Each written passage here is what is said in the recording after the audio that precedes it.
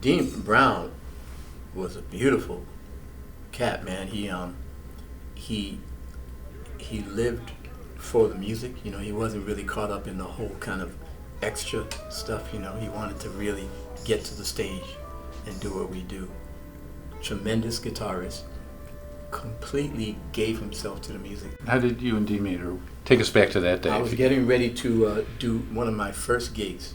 It was going to be in Japan, and I was putting together a band, and I was looking for a guitar player, and Kirk Whalum said to me, if you need a guitarist, you should check out Dean Brown. I had been using Hiram Bullock, and Kirk said, check out Dean Brown.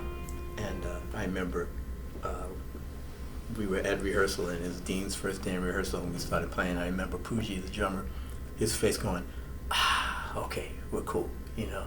And you can't get a better compliment than that. Just everybody just relaxes and says, okay, guitar is taken care of. And that's how we met. We did the Japanese tour, and then we did a lot of tours, He was in the band for a while, long while. He was an integral member of the band. I was surprised when I heard that he was sick, you know.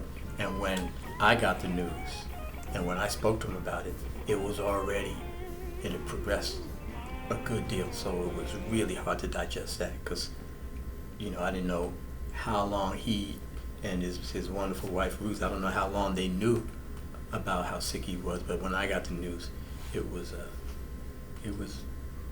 had advanced a good bit, you know. So it was really difficult, man. It's really difficult because we weren't ready, you know, at this age, and I'm talking about my whole community, guys my age. We're not quite ready for those kind of messages, for that kind of news, you know. So it was like, whoa, wait, is this possible? You know, there's somebody, because, you know, these are just people that we know, and they're in our life forever. You know, I know Dean since the early '90s. So to get that news, man, was like a splash of water, man, cold water. So all of a sudden, man, it's a different world for me now, you know. Cissy Strut is one of the original funk songs from one of the original funk bands. You know, the Meters were there at the very beginning when that backbeat became everything, and that kind of New Orleans thing was morphing with the blues. And you know, whenever we had a jam session, and it was not like a jazz jam session, but we needed to get people involved, Cissy Strut, that was the go-to. That was the go-to tune, you know. Mm-hmm. And from the first note, people say, "Oh, come on now."